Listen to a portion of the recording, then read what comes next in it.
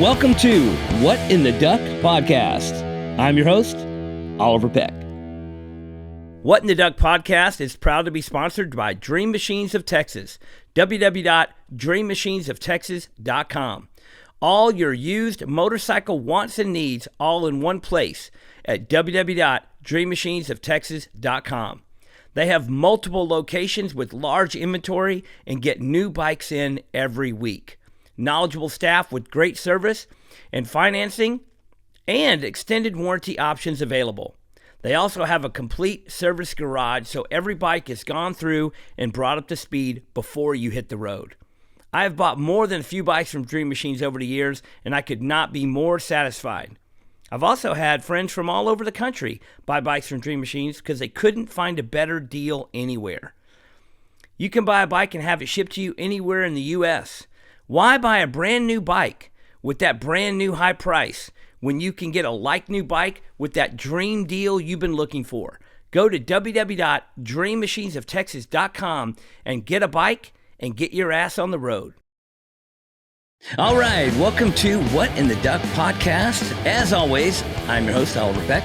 And today, on this episode, we have a good buddy of mine, my oldest friend, as I like to say. Not my longest friendship, but the oldest man that is my friend is what I like to say. Hamell, that's right, Hamell on Trial is here today. He is a singer, songwriter, spokesman, comedian, painter, all-around artist, and a hell of a character. So get ready for that. First up, got some questions from the Gmail. That's right. Any questions you got for me, you can email them over to whatintheduckpodcast@gmail.com. And if I answer your question on the show, we'll send you a little gift bag, a little package, a little goodie box, some stuff, some merch from the podcast. That's right.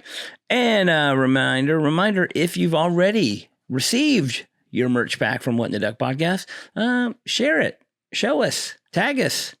As always, like, comment, subscribe, do all the things, and email me your questions to email me your questions to whatintheduckpodcast@gmail.com.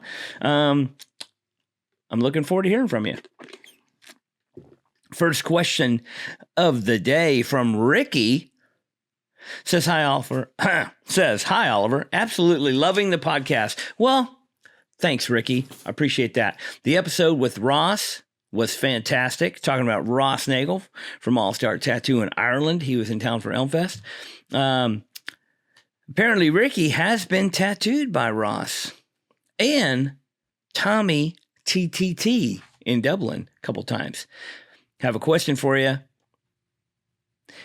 And it says, you mentioned how beautiful / awesome the All-Star Ink Shop in Limerick is. I couldn't agree more. It's a phenomenal premises. Could you name other shops you've encountered on your travels around the world that are truly unique and cool as fuck? Thanks. Keep up the good work. Ricky from Dublin. All right, Ricky. Well, first of all, you're from Dublin. I've been to Tommy's shop in Dublin, and man, talk about a cool shop with a lot of history. That is a badass place. If you're in Dublin, check out Tommy the Truth. But I do travel quite a bit around the States, around the world. I've been to countless tattoo shops. One of my favorite things to do in the world is go to tattoo shops. I spend most of my time of my life in tattoo shops. Traveling around the world, Elm Street Tattoo is one of my favorite places, but I love tattoo shops. Like I said, spend most of my time inside of tattoo shops. That being said, Ink Addiction in Verona, Italy. My buddy Beppe Strombini, that is a beautiful tattoo shop. Great tattoo shop. He's an awesome tattooer. I love it. Beautiful, beautiful place. If you're ever in Italy, don't miss out. Make sure you go to Verona. I don't know if it's like the hot spot to go to or not, but it is my favorite place in Italy. So check that out. Around the States, there's some great tattoo shops like Made to Last in Charlotte, North Carolina. Just immaculately beautiful tattoo shop and an amazing amount of great tattooers there. You know, there's just too many. There's too many to list. Some of my favorites basically are based on the people that work there and who I like Blackheart Tattoos, got Sylvia and Jeff Rasher. A shop that I just learned about recently last year on tour was Sweet and Sour Tattoo in Greenville. Josh Bovender shop, what a killer place. Lots of flash, just tons of decorated, every square inch, just hand painted flash over the wall. There's so many. Dare I say too many to mention. Last month I just worked at two of my favorite shops in California, Port City Tattoo and Classic Tattoo in Fullerton. I have a long history of tattooing at Classic Tattoo. It's one of my favorite places to go. So I don't know. I guess that's pretty much. That sums up the question. But Ricky, thanks for listening. And pretty much what I do when I go to a new city, I just go to the tattoo shop. That's where I spend most of the time. I don't really do a lot of vacationing. I do a lot of travel and work. Wherever I go, I always try to find a tattoo shop and go do some work while I'm there. Next question from Travis V says, "Hey, Oliver, I have always struggled with anxiety and mental health issues, but always loved art and wanted to become a tattoo artist. So I decided to start practicing on myself." Stop right there. This is what I always tell people. You want to be a tattooer, tattoo yourself. That's the way to go. This is my preferred advice on how to start tattooing. Just tattoo yourself. It's consequence free. You know, worst case scenario, you have shitty tattoos that you did on yourself and you can live with that. And that's the way to go. So I tell young kids, I tell old people, you want to do tattoos, just start tattooing yourself and go to town. So far, Travis, you're on the right track. So he says, "I started practicing on myself without ever practicing on a person before. They turned out okay. I want to try for an apprenticeship, but the anxiety and nerves of putting myself out there is killing me. So I was wondering if you had any tips for cutting through the anxiety and nerves when asking for an apprenticeship at a tattoo shop." Sorry for the long-winded question. Listening to your podcast and seeing how positive you are has been a real inspiration for me when trying to be more positive in general and for my own work. All right, Travis, I'm going to say this, man. You can't worry about what you can't control. That's what the PMA attitude is always about. If you want to be a tattooer or you just want to do tattoos, you can't really foresee the future and see what's going to happen. So are you going to become a tattooer and it's going to be your job or your profession? I don't know, and neither do you. But if you want to do tattoos and you want to do art, then you just do it. You tattoo yourself. Maybe you tattoo your friends. Maybe you get an apprenticeship. Maybe you don't. But I will say, being a tattooer for a job, you have to eliminate the anxiety and the nerves of dealing with that, because you're permanently marking other people. Mistakes are always made, especially in the beginnings of your career, and you cannot dwell on that. You cannot worry about that. You cannot let that deter you or pause you or delay you. You have to have a certain amount of not giving a fuck. You literally, there's no other way to put it, is that you have to literally just not care. You have to just do tattoos because you love doing tattoos and art, and that's the only way to do it. There's no way around it. There's no way to become a tattooer without fucking up some tattoos, probably on a numerous amount of people. The good side to that is that a slightly fucked up tattoo is not that bad. A slightly fucked up tattoo is probably the norm. Most tattoos have mistakes in them. Most tattoos could be scrutinized and described as slightly fucked up. Now, being able to finish it off or polish it up or keep it good enough is what you learn over the years. But if you're worried about it now, it's going to be hard for you to not worry about it once you're actually tattooing people. So maybe you just do art for yourself, or maybe you overcome this anxiety and you actually do break into the industry and become a tattooer. But either way, you have to just accept, a margin of error. That's basically what tattooing is, because it's permanent and it's done. Once you do it, one little slip, there's an error, and you have to be able to come to terms with that and accept that margin of error, because there's never not going to be that. Other forms of art, you can start over. Other forms of art, you can cover it up. Other forms of art, you can, on a painting, you can re-gesso the canvas and start from scratch, or you can do whatever. But and modern day art with digital, you can just touch a button and erase what you just did. So I don't know if my answer to your question is helping you or not, but definitely staying positive and having realistic expectations on your capabilities is the key. Accepting that margin of error, realizing what you're capable of, and being satisfied with whatever that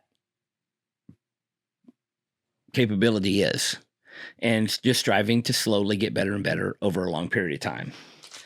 So sorry for my long-winded answer, I guess, to your long-winded question, but keep it positive and just, do whatever art makes you happy is the main thing. And if you end up being a tattooer, then you do. If you don't, then you do something else and keep on trucking. I think, I think that sounds pretty good. I was fortunate enough to add on to that. When I was young, I was in a mental state of not giving a fuck, and I was just tattooing myself and tattooing my friends.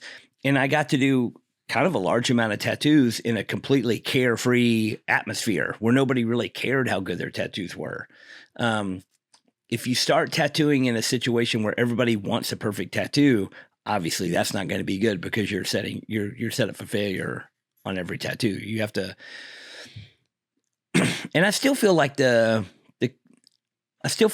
atmosphere is there for people to get starter tattoos. People want to get tattooed by their friends, or people want to get tattooed either for free or for cheap from an apprentice, and they know it's going to be, they know they're not getting the best, but they're getting experience. They know they're getting, there's a lot of ins and outs. It's not always just having a perfect tattoo isn't always the goal, especially, from what I've witnessed. So that's it. All right. Next question from Maxwell D. This question is about season 13 of the Ink Master Show. Says, my question is, season 13 was the COVID season. We didn't get a winner. I'm curious what you think of that year, what the finale would have been with Angel, Bob, and Jimmy. If you were to take a guess, who do you think would have won? We've seen the master canvases. Now what would have been your pick? Thanks again, Maxwell. All right. Well, first of all, season 13, you call it the COVID season. We filmed it before COVID. So there was no COVID during the filming. We were just fine. And then the show was you get to a certain point in the filming, you get to the last episode, and then you take a break for a few months while they do all the editing, and then they start airing, and then it airs for a few months, and then the finale comes, the live finale. Now, in that break, which is many months between the time we stop filming and the time we go to the finale, COVID happened. And they decided, since COVID was rampant and nobody could operate under normal circumstances, that they could no longer do the live finale. So at the behest of me and Dave mostly, we said, hey, we should do something remotely. Zoom videos or whatever. We should do something to show the winner, blah, blah, blah. And even though we can't film it live or whatever. And the studio was disinterested, and they just said, we don't care. We're just not going to give a winner. We're just going to take the winning money and split it between the three people and call it over. And we don't care about the show anymore, and blah, blah, blah, which I thought was bullshit. And so I colluded with Chris and Dave. And Chris, not so, but me and Dave decided that we were going to go live on Instagram and we were going to review the canvases and look at the tattoos and say what we would have picked as the winner. And then I posted the pictures of the tattoos and took a vote on Instagram where you could vote yes or vote for one or the other. And then we would compile the votes and then we would come up with who would have won in the scenario. Now, there was a missing piece to the link because they were supposed to do a live tattoo at the finale, which they didn't do. So that's a part of it that we didn't get to see what they would have done. We didn't get to see what they did. We did get to see the drawings and the concept for what they would have done, and we can kind of imagine how they would have pulled it off. So with a little bit of a missing link, me and Dave looked at everything and we decided and we voted, and then we took the vote from the poll, and all said and done, best we could guess, Jimmy would have won the finale. Now, knowing what they would have done knowing what they could have done in the finale, we know Jimmy would have done a solid tattoo, so it's a safe bet. We know Angela would have done a great they all would have done great tattoos, but seeing what they had planned out, I know Jimmy could have pulled it off. And with everybody's vote, it seemed like Jimmy was the winner. Now, going into it, before we saw the finale, their finale canvases and all that stuff, I would have probably voted that Angel was going to win, just based on her performance in the season and everything she did. And it would have been really close, so that could have tipped either way between what they did in the finale. It could have tipped either way, but overall, it looks like Jimmy would have won. And I mean, I think Jimmy's a great tattooer. I think they're all, obviously you made it to the finale. These three were the top three for sure. I have no debate that those are the three people that should have went to the finale. It was a very exciting season. I do wish that the show would have taken more of an interest in giving people closure to that season. And I know a lot of people didn't, a lot of people did clue in when me and Dave did the videos and we did the votes, and we had Angel and Jimmy and Bob all post what's going on and what they were going to do. And it kind of, we tried to do something for the fans that were paying attention. But I will say, that was a few years ago, and now people are watching the show that weren't watching it live when it happened. Now they're streaming it, and now people are watching season 13, and then all of a sudden it just ends and there's nothing, no conclusion. So I understand, Maxwell, your frustration in not getting a winner. You watch, maybe they should put a disclaimer on the first of the season. It says, hey, just so you know, this is season 13. There's no ending. So you're going to watch this whole show and then find out that you don't get to find out who wins. But what can you do? I did my best. So the answer, I guess the short answer to the question is basically Jimmy would have won. Or it's probably most likely that he might have been the winner. I guess that's the safest way to say it. But anything could have changed in a moment. And, well, Maxwell, thanks for chiming in, and good luck. And now for the exciting part, we're bringing on Hamell on Trial. What in the Duck podcast is proud to be sponsored by Anchor Screen Printing. Anchor Screen Printing has been printing t-shirts and merch products since 1999. Anchor is the place for quality, small-run items. At Anchor, every print is hand-done by people who care about art. No mass-produced, machine-operated printing done here. You can email Anchor at anchorcustoms@gmail.com to talk about getting something printed for your company, brand, or shop. Anchor Screen Printing also has its own online merch store that sells Elm Street Tattoo, Cheap Thrills, Heart in Hand, Party First Safety Maybe merch, and much more. You can check it all out now at anchorscreenprinting.com. All orders at anchorscreenprinting.com over $35 have quick and free shipping in the continental U.S. So go to anchorscreenprinting.com today and buy some cool shit. Or you can click the link provided in this podcast to shop now.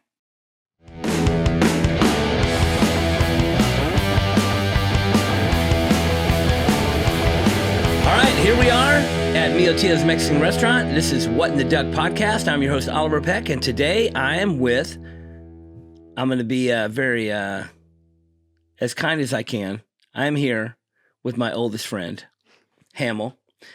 Hamell on trial, as we haven't he's been known. friends that long. He just thinks I'm really old. Yeah, I haven't known him more than, now we've kind of known each other a handful of years. I'm going to guess like 6, 7-ish years. Yeah, but But we met. We didn't really meet. We met. I would play the Twilight. Yeah, and I was there. And then you would talk to my son. And I bought art from Detroit. I would Correct. buy art.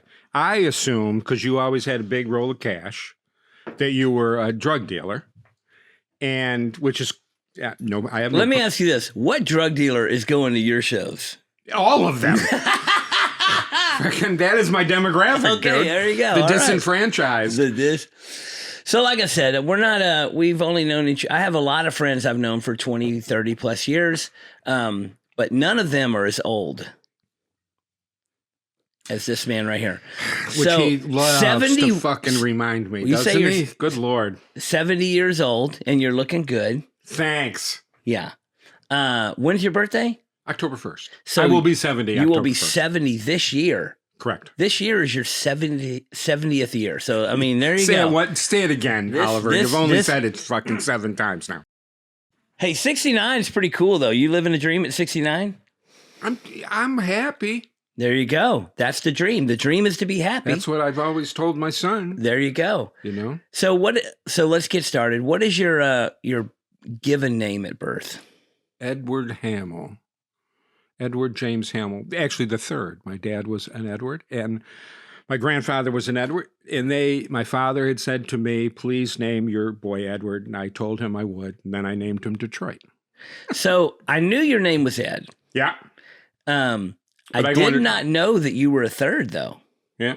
It's a heavy weight to be the third and not continue.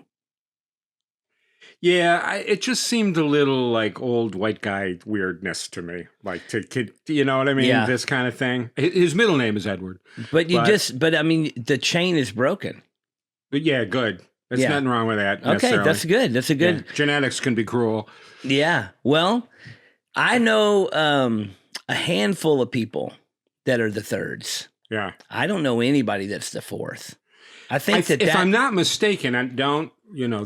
I think the fourth is Esquire. If you saw Edward Hamell Esquire, I think that's the fourth. I'm not sure. I don't know. I do not know the answer to that question. Are you on Twitch? We're not on Twitch.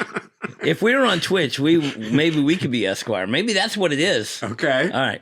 I used to read Esquire. So, man, I just think a lot of people I know that are the thirds, they didn't continue that legacy because it seemed pretty old world. Bingo. Let the young man be the young man. Yeah. And he has been. Well, Edward James Hamell. My kid is mad about you. He idolizes you. Hey, I love the kid. He's great. I met him when he was like 14 or 15 years old or something. Right. He had come in. We didn't know. One of those guys, Josh or whatever, we were going through Texas. I think I had played Dan's in Denton, and I got a text. Said, would you like to play Oliver Peck's 4th of July celebration? And I didn't know who Oliver Peck was, but I like to play, and I like to get paid. And so I was like, yeah, we're up for it. We had nothing. And then we came, and there were cars down the street, and we walked in, and there was all these inked up people. Initially, I think Detroit was a tad intimidated, if truth be told. He was a little quiet, quiet, but you were so, frankly, hospitable and, I taught him how to use a broom? Well, that was at the end of the night. Then the funny thing is, his next tattoo, he has several now, he wants Oliver Peck to give him a broom tattoo because you gave him shit. I guess the fireworks going off, and then you were sweeping, and then you barked at him like, that isn't the way you sweep. And he's like, who's the fucking guy? I know how to sweep. He did not know how to sweep. So he wants a broom tattoo from you. Well, I have had, in the last decade, I've had many altercations. I wouldn't say altercations, interactions and tutorials with younger people that do not properly know how to use a broom. And it's pretty crazy. I mean, the broom's pretty easy. The mop is the one that's difficult. You got to keep that mop dry, man. I've just seen people just throwing dirt around with the broom instead of steering the dirt in the direction. You know, you got to control. You ever see those? This is riveting. But you ever watch curling? Every person that goes for podcasts, did you hear the sweeping one with Oliver Peck? Oh my God, that's awesome. Well, back on track. Edward James Hamell III. That's that's a great name. Oh, cool. Thank you, dude. So how did you affectionately go by Hamell on Trial? Correct. That's the name of the band, name of the act, the name of the album, the name of the... Well, I'm a solo artist, so there's no band. But you're the band, one-man band. I'm a one-man operation. You can't say you're not a band. There's a one-man band. There's a saying called one-man band. Yeah.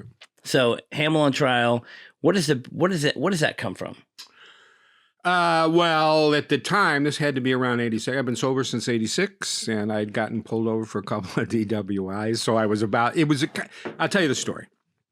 I had played in bands for years, all original bands, and in Syracuse, New York.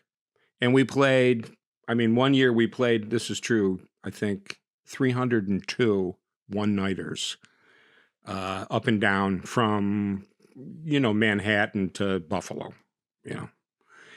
And 7 years we were together and courting record deals, but nothing ever materialized.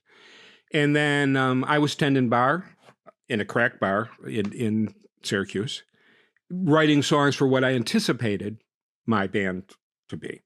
And I got a call from a guy, Greg Spencer, I think. And there was a local photographer who was very diverse in his musical taste. He loved all music. He would take pictures of jazz bands. His name was Howie. And Howie loved rockabilly, and he loved our band, The Works. The Works was kind of like Jay Giles meets the Ramones. Like that. Straight ahead bar. That's a good name, too. Really fast. The Works, yeah. Yeah. Thank you. And then... do you get The Works? We were young and drunk. It was awesome. Yeah. And then so I'm tending bar, and I get a call. Howie has cancer, and he's going to pass away, and we're going to do a benefit for him. All the bands are going to be there. He says to me, Ed, could you play? And I said, I don't have a band currently. And he said, what are you doing? I said, I'm writing songs for what I anticipate the band to be. And he said, well, would you play those songs on acoustic guitar? And at the time, I didn't even own an acoustic guitar. I'm going to say this is 1980. And he's like, Ed, he loved your band and he's dying. Would it kill you to pick up an acoustic guitar? So I borrowed an acoustic guitar. Would it fucking kill you? Right. And after 7 years of running, so I play the first gig. I'm terrified that I'm going to be, this amateurish performance in front of all my peers, because all the musicians, and so it's a joke, and probably to differentiate myself from the James Taylors of the world, because even though, I loved Led Belly and I loved Woody Guthrie and I loved Bob Dylan, but I didn't listen to a lot of, what I would call singer-songwriter music. I was more of a punk rock kid, if truth be told. And so I played these songs, and immediately a guy came up, Greg Spencer from Blue Wave Records, first gig I ever played. As Hamell on Trial, as a joke, like here I am going to be scrutinized by, and he said, "You want to do a record?" I got a record deal on my first. So I went home, told my wife at the time. So the work sucked, basically. Is no, what the you're works saying. you know what? In retrospect, the works were the weak link was me. It was obviously not. I've learned a lot. I've learned a lot since, but it's similar to what you were talking about. Because you're a musician, you played. It no longer became, it was difficult to lure them. They turned 30 and they had real jobs and they had wives and some of them had kids. And I realized that I wanted to make my life music, play music for the rest of my life. And this was the way I was going to do it. And Late 80s. Late 80s. You're in your early 40s. I guess I was. How old were you for real? So 54 to 89 would be what? 36, 35, 36. Cool. 36. So that's when Hamell on Trial was. Bingo. Cool. Yeah. And then the first album was Conviction on Blue Wave. And then Greg Spencer, was the one that said to me, they would like you in Austin. You should really investigate Austin. And the NAIRD show, which is the National Association of Independent Record, they had a conference in Austin that year, and Greg took me down there. And I kind of felt, the mayor was down. I had never been addressed, by a public official. Usually cops is the only one that I was getting arrested. The mayor was down there saying we got health benefits and you could get loans. And I'm thinking, oh my God, I've been treated like a second-class citizen where I was coming from. So it was wild just to hear the musicians were respected, So I moved to Austin, and then 2 years later at South by Southwest, Mercury Records, I got signed to Mercury, so I got a major label deal. My wife at the time, we were married for 25 years. We split up about 15 years ago, but she's my best friend. And the baby mama, Linda.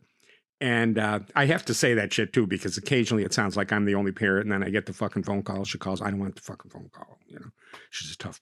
I'm attracted to strong women.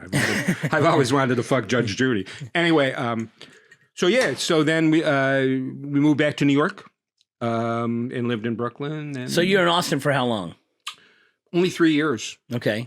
I live there now again. But you're originally born East Coast. I'm born in New England, but my father worked for Carrier Air Conditioning. He moved to Syracuse. You a Jonathan Richman fan? I like Jonathan Richman. I've opened for Jonathan a couple times. I like Jonathan. I love him. Cool. New England guy. Yes, he is. Yeah. Boston. Yeah. Yeah.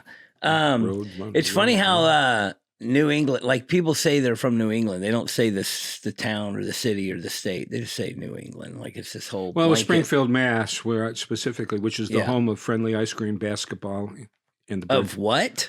Friendly Ice Cream was basketball. Basketball started. Oh, two different things. That they were birthed in Springfield, Massachusetts. I thought you were saying Hamell basketball and Friendly Ice Cream. I never heard of Friendly Ice Cream. Really? Yeah. Have you ever heard of? You should see Audra. We're not much to look at. Audra would be the one you want if I can say. Friendly Ice Cream. So basketball. Yeah. The Celtics. And Edward James Hamel III. So you made only 3 years living in Austin, but Texas. It was that time. But though. Texas had that was 90. Well, Texas has always been good to me. Had a huge impact on. Texas got me. I know you kind of. There's a few places, like oddly enough, Philly got me, and Austin, Denton, Dallas, San Antonio, Houston, kind of all got me for some reason. They sort of embraced the idiosyncratic bullshit, and there I was. So plus, Austin in the '90s was real. I mean, man, it was now great. Now it's like great. A retirement community for hipsters. But when I first started going to Austin. Audra shook her head. She lived in Austin for a little while. Yeah. Where? Where'd you live? The northern part. So. Bee Caves was me. Yeah, definitely not that south. Yeah, more north. When I first started going to Austin, she's our waitress here. Yeah. Hey. When I first started going to Austin in the late 80s for skateboarding stuff, Austin was so cool. And as soon as we could get out of high school and get old enough to, have a car and be able to go down there, it was so. You grew up here? Such a great place. I grew up in Fort Worth. Yeah. And spent, we came to Dallas every weekend for punk rock shows and stuff and skateboarding. And you ever see Bill Hicks? No. Okay. I wish. Yeah, I saw Hicks. I mean, I've seen him. I've watched his stuff. I saw him live. I saw him stuff quite a bit. I never saw him. I never went to a live comedy show until way later in life. I'm not actually a big stand-up comedy guy, but he was. Oh, I met Keith Moon when I was 14 years old, and I swear to God, I said to my wife, he's not a comedian.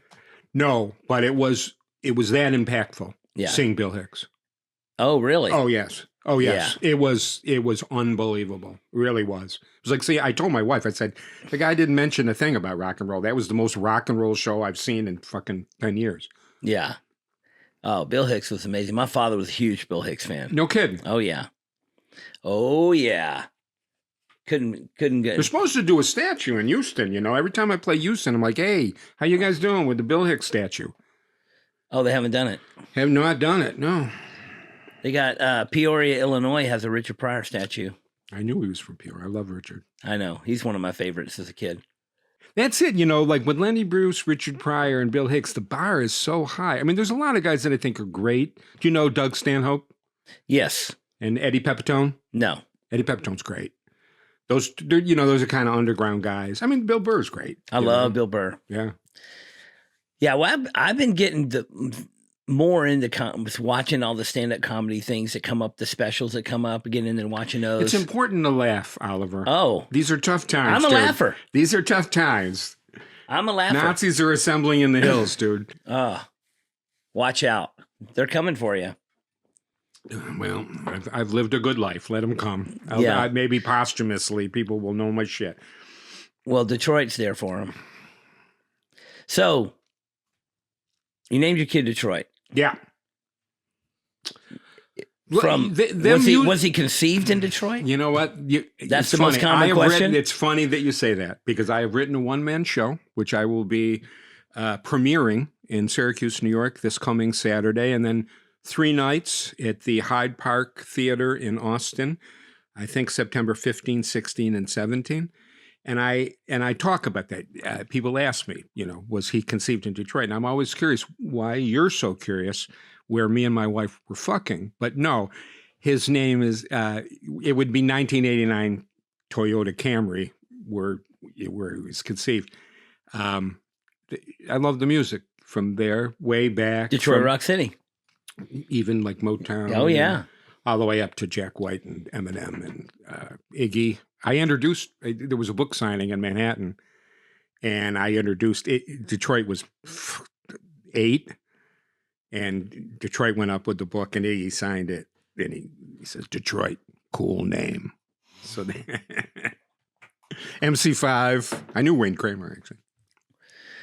Well, that's cool. So you just love Detroit. And your wife was okay. The wife was okay with the name. Well, it's funny that you say that. My joke on stage is I said to her either Detroit or Thelonious, and she immediately went with Detroit. But she didn't grow up with a dad, which was cool because the marriage had broke up, and she let me take Detroit out for 4 or 5 weeks at a time. We've been across the country 13 times. That was every summer vacation, wasn't it? 5 weeks during the summer, and then he grew up. She was a great mom. She really was. It was very 50-50, but she lived about 20 minutes north. Zip code-wise, the schools were phenomenal. I brought him up in Ossining, New York, which is on the Hudson, which is in Westchester. Typically, the towns in Westchester are affluent, but Ossining isn't. It's more of a blue-collar town. But it has great schools, very progressive. They were teaching Howard Zinn and Noam Chomsky in the 7th, 8th grade. As a white kid, it's primarily an Ecuadorian community. So as a white kid, he was a minority. But he grew up with me there. But he had a great place with his mom. But, but he knows his dad is a wild card. Oh, yeah. I mean, because he was with me on the road all the time. Yeah. So he was always an A student. So as an example, I could book a gig Thursday night in Jersey, Friday in Baltimore, Saturday in Washington, and Sunday in Philly coming back. We could blow out Friday of school. I could do 4 nights and have him back Monday morning for school at, 7 o'clock in the morning. So he's been gigging with me. We've done 200,000 miles together in the car. Pretty cool. We've done Civil Rights Museum. We've done Mall of America. We've done Grand Canyon. We've done Comic-Con. We've done, Sun Studios. He's seen it all. It's pretty cool. And the kid he's a good kid. He doesn't know how to sweep. He learned. He learned. But he was doing. We have the ink to prove it. You have to commit. You have to commit to sweeping. You better have a fucking tattoo. He was video documenting the tour at least one of the years that I know of. Always. Oh, he's got hours and hours. I'm sure. Yeah, at some point. Yeah, I don't press it. When it's supposed to happen, he'll make a movie. But when it's supposed to happen, yeah. I'll see him. He's going to come to see the premiere of the show. Saturday. I'll pick him up in Manhattan Friday night, and then we'll do the gig in Syracuse Saturday. Very cool. Very cool. So this project, this one-man show, is this some sort of obviously it's music. Yep. Yeah, there's stories of music. Yep. Is it not 100% music?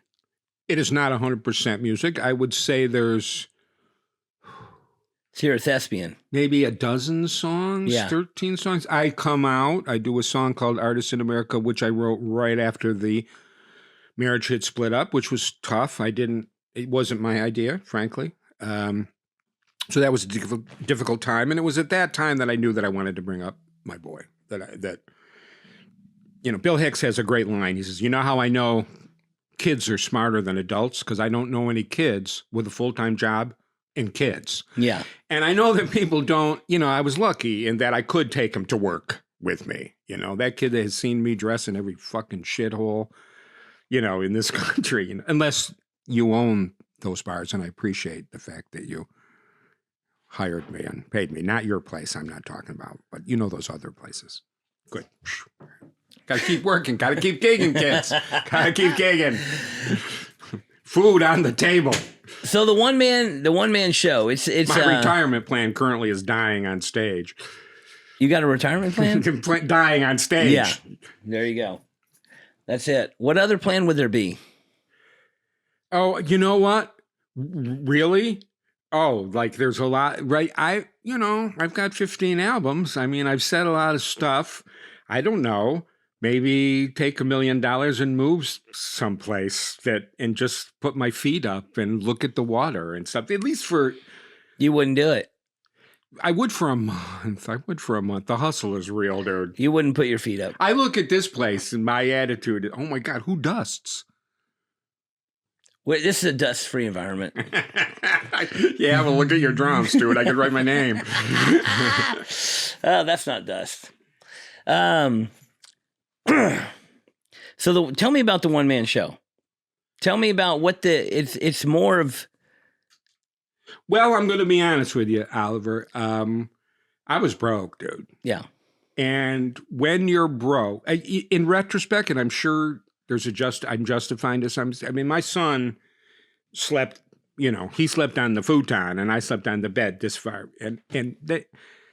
I'm not one to look back. I'm not a nostalgic person, but if I had to live a period of my life again, as terrorizing as the end of the month can be, I'm tired of pretending. Frankly, I'm getting goosebumps. It was scary some fucking times, but in retro, it was the best time of my life. Bringing him up, best time of my life. And it's not for everybody. I'm not saying that, nor do I've seen shitty parents with great kids and great parents with shitty kids. And, I'm no expert by any stretch of imagination, but we had a lot of fucking fun, dude. I mean, I can smell cotton candy. Every roadside attraction, every fairground, I hit them. I can see a Ferris wheel 10 miles away. And we'd go and do miniature golf, all that shit. This place, oh my God, because the truck stops. This is like heaven to my son. He thinks. He says it. He goes, you should see his room, his dorm room. I mean, you can't, it's like a maze in there, but it's I want it like Oliver Peck's place. I'm telling you, it's the truth. So the one-man show. Yeah. So I talk about it. I tell the truth. Yeah, it starts out. It's So it's autobiographical. Absolutely. It's yeah. It's a story of him and I on the road. It's the end of the marriage, and I'm going to bring him out. I say nice things about the ex-wife. She's wonderful, and some of the experiences that we had, the funny stuff, and it culminates. Are there props? There will be. There will be. And there will be visual slideshow, video stuff. Yes. There will be projections behind me when I hit Austin. Yes. Oh, cool. Yeah. There won't be for this first one. So it's more of a performance art than just playing a show. Absolutely. Yes. I'm having this feeling of like in the scene in The Big Lebowski when the landlord is like, I'm performing my cycle. Right. Will you come down and give me notes? Right. I'm seeing this kind of, you're going to have like a chair and a little mat and you're going to roll camera around. Angle. You're going to roll around. No, I just tell the stories, man, That's it. One of the first, to give you an example, would you like to hear one of the stories? Any pre-recorded stuff that goes into it, or it's just all? No. Okay, yeah. I got you. Yeah. So because it's not scripted, Yeah. but it is outlined. So I will riff. I've done it a bunch of times, so I have specific Slightly points. different each time. Bingo. Yeah. And I, would utilize the room or whatever. But I had to give an example. Here would be a story. So this would be under the heading Judge Judy. So many years ago, Detroit and I were in Vegas. I'm saying he's 11. He was a huge Walking Dead fan. That's another thing. Norman Reed, he thinks, again, you're like, you should adopt a kid. Anyway, so he says to me, we're in Vegas. Hey, Dad, can we go to Comic-Con? I have no idea what Comic-Con was. I think it's a bunch of used comics in a church basement. And so I call a friend of mine, and he says, maybe I can get you tickets. I got some connections. And he comes back, he goes, they've been sold out for 6 months. So you know what Comic-Con is. It's 100,000 Star Wars It's insane. nerds, checking out video games or whatever. Nothing against nerds. So now, no, I embrace nerds. I'm a nerd myself. Let's talk about guitar pedals. We can talk all night. Anyway, so we're in Bell's Diner in Hollywood, and a friend of mine, she's an actress, and she said, hey, where are you? And said, we wanted to go to Comic-Con. She says, no, there's all kinds of stuff on the street. Come on down. You'll find some cool shit, So I said, okay, Detroit, we're going. So we go down to San Diego, and I'm staying with my cousin, and he says, you don't want to go down in the park. It costs you $50. It's 100,000 people. Don't. Take the train. So we get off the train. Detroit's just a tad intimidated by what's going on. And unfortunately, because he's not 18, he can't try out any of the new video games. But somehow I was sort of optimistic that we'd run into something. Well, sure enough, we turn the corner, and they've emptied the Padres Stadium in the adjoining car garage. And they've got about 12 of the makeup artists from The Walking Dead. And for $35, you can get made up as a zombie. They'll teach you how to walk. They teach you how to mumble and whatnot. And they let you in. There's like 100 of them. And then for $20, you can be a citizen and go in and get eaten. Okay. So we get to 30. I pay the $35 and he gets made up and off he goes in. Well, there's a 7-Eleven next door. I grab a hot dog and a coffee and I got my book, vegan hot dog. I don't believe that. And I go in the gate because I see a picnic table. They got some abandoned cars and, there'd be a rush of zombies. But I see this picnic table. So I go to get in. There's a woman, African-American security guard, about 40. She says, where are you going? I said, to that picnic table right there. And she said, do you have a ticket? I said, no, but I'm not going to do anything. But I said, my son's in there. She said, well, you can't go in unless you got a wristband. I said, do you watch Judge Judy? And she said, what? I said, do you watch Judge Judy? She goes, yeah. I go, and do you have kids? She said, yeah. I said, and do you have a significant other? She goes, well, my ex. I go, cool. Exactly. That's exactly why. I said, so were something to happen to my son, I'd be in front of Judge Judy and she'd say to me, wait a minute, let me get this straight. You don't know anybody in San Diego. It's dark out. Your kid is in there. You don't know who's doing this thing or whatever. She'd incarcerate me. And the woman thought all right, come on in.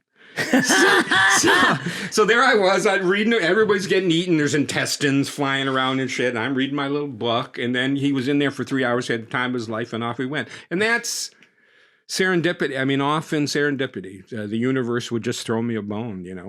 We just had a fucking ball, man. We had a ball. Here, that night when he met you. I mean, think about that. I walk in, we don't know who you are, and now, you're his hero. And we shot off a shitload of fireworks. It was a cool night. It was a cool night. We did the thing here. And was that your mom? Was your mom here? My mom's here? Yeah. You were, anxious to show me to your mom or something. He's going to do F-bombs, Mom. My mom is very well. She seemed cool. She's very well adjusted to the F-bombs. Yeah. I've, in my older age, I've just kind of, I used to be really good at editing, at taming my language in front of my parents. And now it's like, what the fuck? Yeah. Who cares? She's probably very proud of you, however. For some things. There are some things I bet that she's very proud of. 93% she's proud of, and the last 7%. I've been Probably hanging out with Audra. The fact that you nailed Audra is she's probably like, that's 50% of, good work. nailed her. Well, I meant in terms of an embrace. I didn't mean in the sexual Nailed her. way. I didn't. No, I meant, I'm a lucky guy. brought her into the Oliver world, if you will. I'm a lucky guy. She saved my life Cool. many times. I believe that. Well, I'm excited to hear more about this one-man show and its evolution as it comes along. Cool. But backing up, Yep. The Works. Yep. I still think that's a cool band name. Thank you. Somebody else could use that nowadays, or no? It's totally still They more than welcome to it. Go nuts. go nuts. In those years, we're talking the 80s, Yeah. slightly punk rockish. Yeah. You guys 79 to probably 86 we were together. you guys are getting in trouble. Oh, insane, dude. Yeah. Plastered all the time. All the Drugs, jail. time. Oh, yeah, that was Rock the and that was roll. the blow years, cocaine years, You tell a lot of stories in your songs. Obviously, most of your songs are storytelling type are, songs. Right. You tell a lot of stories about crazy drugs and crazy this and crazy that. I had and a lot of wonderful friends that were out of their fucking minds. Yeah.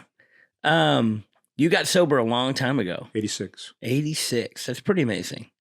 I was how old were you then? You keep that would be 32. 32. And I got married in 86. You might see some correlating numbers. Oh, there. you got sober, got married. Yeah. Well, you didn't want to, because I wanted to make music my life. And you didn't want to walk up the stairs drunk and go, oh, baby, I'm going to make it. I did it for a lot of reasons. I couldn't drink and I'll drive. I got to drive from. You're not sitting in the back of the tour bus going from city to Tour city. bus. There was no tour bus. Yeah.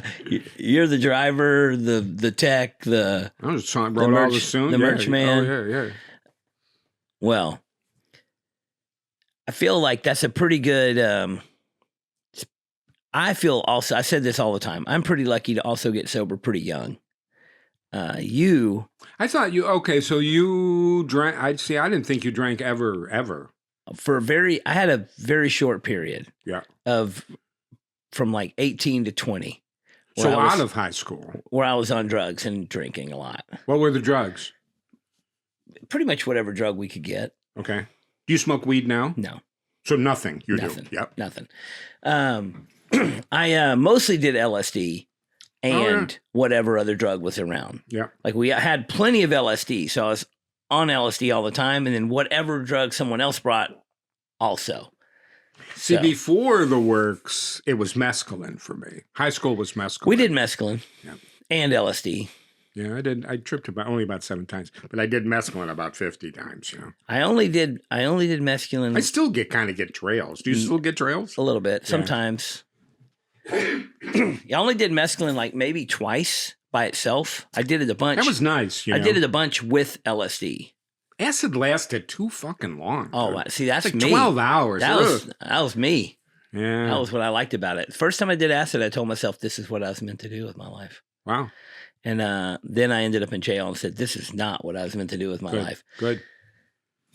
But getting sober, and for you maintained a level of craziness and wildness and energy being sober that most people need drugs to achieve. Yeah, it wouldn't, but yes, maybe. But you know as well as I do that, I've never met anybody over 40 that consistently did drugs and had any energy. It beats the hell out of you, man. Alcohol too. It ages you, That's why you look so good at 70. Yes. Ding, ding. I should get like $5 every, how they have the swear jar? Like every time he mentions my age and how old I am, we just put like $5 in there. Well, I'm pretty old. I'm 52. I'm getting close.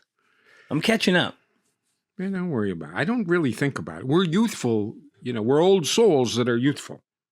Right? Right? Yeah. I love what I do. I'm lucky you love what you do. My old man used to say, you find a job you like, you never work a day in your life. I think that's true. I love it. I'd still love it. Even there, I was playing because it's 9:00 in the morning. I did 4 songs on the stage. I was like, got right into it. Yeah, you had energy. Yeah, it's cool. So first time I saw you play, I thought it was great. I was like, man, this guy's super energetic, super cool, like a wordsmith. But the art you had on the merch table really caught my eye. And I bought some art from you first time I saw you. And a lot of people come to the house and they see, I have a lot of stuff here. You said I have too much crap. But one of the things people ask about are these paintings. They're like, what is up with these paintings?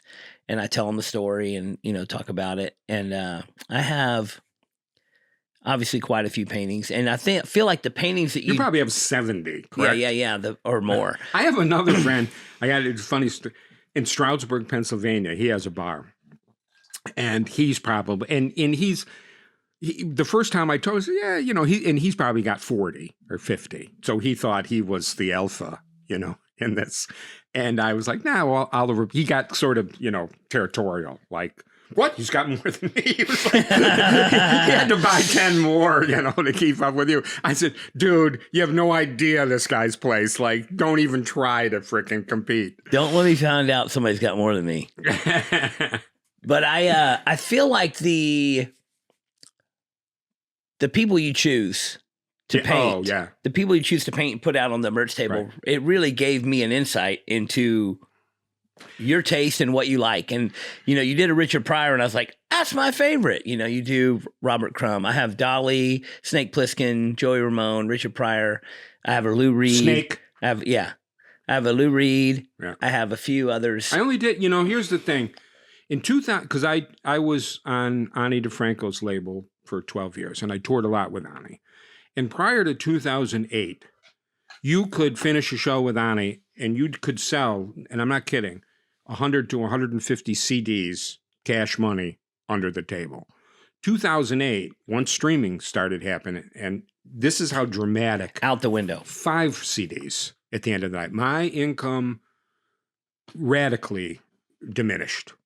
And I started, I wasn't a painter. The reason the names of them are on the bottom, it's like, it looked nothing. It's Joe Strummer. He's got sideburns and a Telecaster. It's got to be Joe Strummer. But I would put the name there, but I would only do people that I like. And in retrospect, this was not intentional. It was purely necessity is the mother of invention. I need to make some cat. I could tell people wanted something tangible to leave with the show. And so I started doing only the people, where are you going to get an R. Crumb painting? Where are you going to get, some of the Lenny Bruce painting? And it's inexpensive, hand done, real art. It's got it's you kind of wonder if a small child did it. You kind of, or a 70-year-old, being another $5. Or you wonder if it was Arts and Crafts Day at the Senior Citizens Home. Yeah. But does he have both of his hands, or is he painting this with his teeth? Because if he is, this motherfucker, he's hot. This dude's great. Yeah, if he's holding this thing between his lip and his nose, he's doing an amazing job. My left foot. But oh my God, they have such a unique look to them. Yeah, they do. They really do, and there's something about them that it's just me and Helen Keller. Both of us can. It's a pop art look, and these paintings are great. And if you don't, I just want to make Audra laugh. I don't really give a fuck about anything else. And I just look over at her. As long as she's laughing, I don't give a shit. The waitress is fucking loving it. Went home with the waitress. Warren Zevon. I do Zevon. Oh, are you a Zevon guy? I think I have a Zevon from you. I do. One of my top 3, dude. Yeah, I think I have a Warren Zevon. I think I have a Zevon and a Lou Reed and somebody else in the hallway. When I go on a tour, it's weird. When I first went out with the paintings, the Alpha Johnny Cash. Yeah. Like everybody loves Johnny Cash. Housewives, military guys, punk rockers, everybody loves. Then it switched to RBG. For some reason, you couldn't keep RBG. She was selling seriously. Well, she died. Right. And they made a movie about her. Bourdain, when he died, he's currently the Alpha seller. Who's making a painting of you when you die? I make my own now. Okay. It was Detroit's suggestion. Detroit said, Dad, you should paint yourself. It seems sort of narcissistic, but they people like them. Well, hey, it's it's your show, your merch table. I have some out in the car. I have about 100 if you want to look. Really? Yeah. We might have to look. Oh, good. Bingo. Bingo. He's 70. Boom. Another 5. Well, we if you haven't seen Hamell's paintings, you can check them out. And you certain people For all these people that are asking you, they're not. certain people are drawn to them. But I have a large collection. You do. I called you one night. I called you one night late. It's like, hey, I want you to paint me some paintings. We texted back. I was actually on the tour. I was on a tour bus then. I can't remember who I was out with. You were big timing.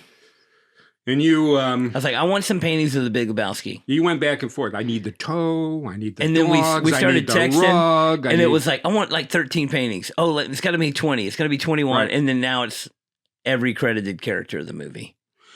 Are those the seating, the bowling seating?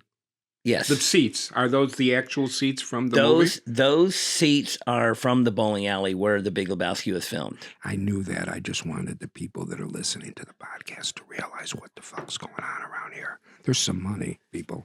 There's some money here. I got those seats real cheap.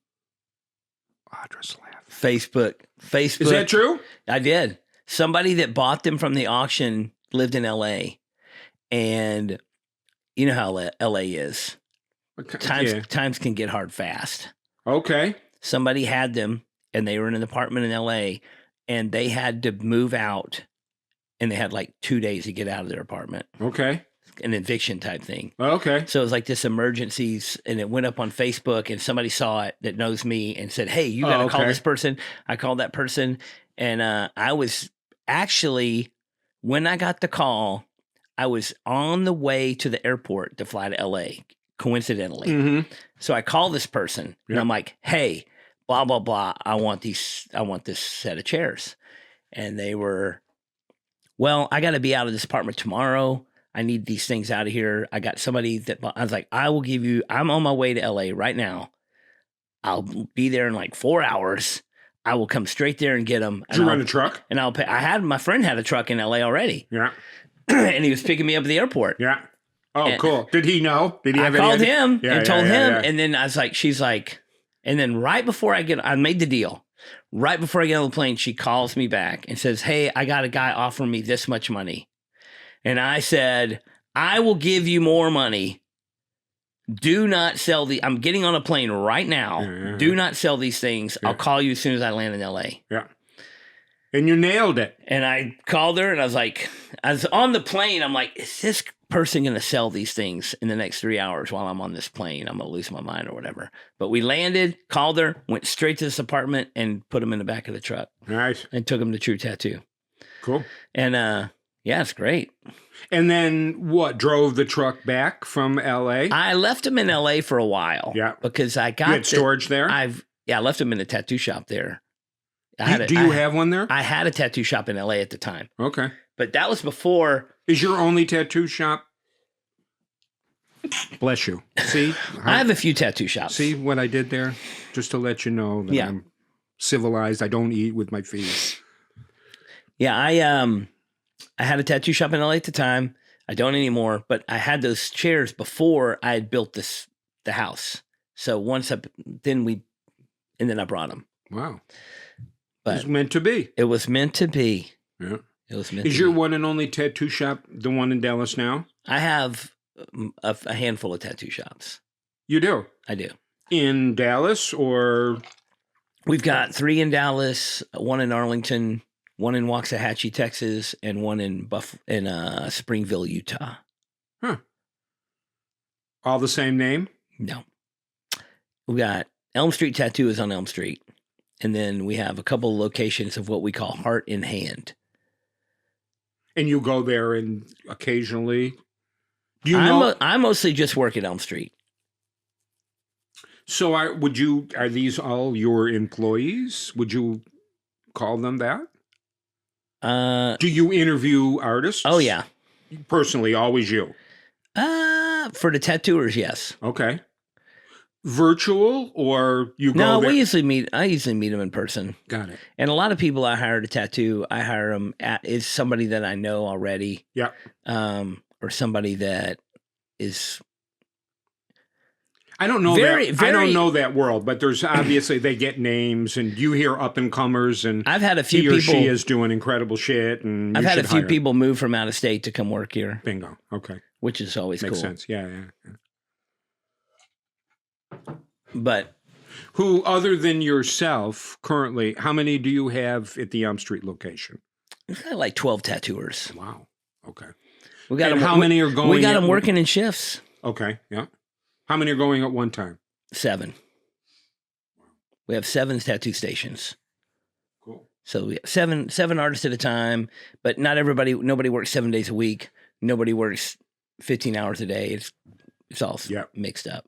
And they only work, if they work for you, they work for no one else. There is a pretty heavy schedule of traveling with tattooers. A lot of tattooers travel and go work at other shops around the country, and that's highly encouraged. Because I go work Okay. at other shops, Cool. and almost every week or so we have another tattoo artist from somewhere else in the country come work at Elm Street. You know, it's like a rotation, a guest program. It gives, guest artists are pretty popular in tattooing because you have a chance to get tattooed from this guy from Boston Sure. in Dallas. And, Sure.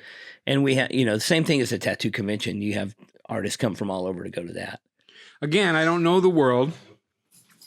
Would you say that tattooing is bigger than it's? I mean, currently, have we reached the biggest it's been? I mean, we have the most tattooers we've ever had in the industry. I mean, everybody's got ink now. But right now, currently today, the tattooing is slowed down a little bit. Do you worry that the bottom would fall out? I'm not worried about it. Yep. You don't worry about anything, do you? I kind of embraced the days when tattooing was seedy and underground, Mm-hmm.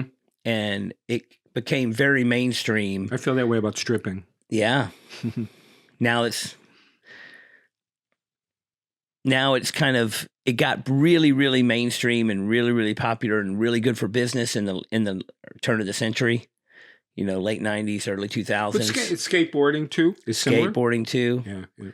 Yeah. Good for business, but I think that real tattooers, that people that really have dedicated their whole life to tattooing, will be fine no matter what the business does. There's people on the fringe that will fall off. Globally, where have you gone to see? Like, have you been to Asia? Oh yeah, I mean, I've tattooed in Thailand and Japan. Wow. And Indonesia. Do you learn stuff when you go there? Learn stuff everywhere you go. Yeah, very good. Learn stuff every Sure. every city, every person, every shop, Great. every tattoo Did you see shop, anything that blew your mind over there? everywhere. Cool. I mean, Awesome. I'm constantly in search of getting my mind blown. That's what keeps you young. Seriously. Yeah. Curiosity. I tell my son that. I mean, you got to go out and see what there is to see. Yeah. And I feel It's like great when you get that rush, adrenaline rush of something cool and new, artistically. I do have a fear that is going away. I don't think so. Well, no, the uniqueness of each place is going away. Every place is becoming more the same. The global village. Yeah, it Marshall is McLuhan. for real. Right. Yeah. And you used to be able to go to a city and it was like unlike any. First time Yes. you go to Chicago, it's like I've never been any place like this. Yeah. And then the first time you go to Philadelphia, it's totally different. Right. And now everywhere you go, it's like the same, Yeah. whitewashed over and Yeah. strip But malls. digging for that cool thing. You know what I mean? There's still cool stuff everywhere. You're right. But I'm always, that's the big. There's always the Banksies of the world, And I got the travel bug really big when I was in my late 20s and just started traveling the world and going everywhere I could go. And I would say now I'm a more reluctant traveler Yeah. than I used to be. Flying Flying to is me, a fucking pain in the ass now, man. The first time I flew Virgin, they gave you a pillow. And Oh, you man. got a thing. You got a little case, and there was toiletries. no pillow and, now. Well, no, they throw peanuts at you, and don't let the door hit you on the way out. No blanket, no pillow, no nothing. No. Knees up No to your room, chin. no room to put. The last time me and Audra were on a plane, we sat down and I put the armrest down, and the armrest was like this one. It's like 1.25 inch wide armrest. And I looked down and was like, hey, half that mine. Don't fuck around. Don't fuck around with this. What are you going to do? I mean, it's great when I'm sitting next to Audra and we can be next to each other. But the other person you're sitting next to, you don't know them and you were touching them. That's how close it is. It's crazy. We are actually going to Iceland. I toured Iceland next month or the end of this month. And man, we almost didn't go. We almost backed out. Have you ever been there? No. Dude, I'll tell you. I'm excited. I'll tell you a funny story. I was playing in Washington, D.C., and a gentleman came up and said, would you? He was a geologist who was from Iceland, and he was doing work in D.C., and he used to come see me play and he booked the gigs. It's a little circle of a country. We did the entire circumference, but as a geologist, because that's a volcanic country, he goes, do you mind if I would have, I was making money. It's basically a really big island.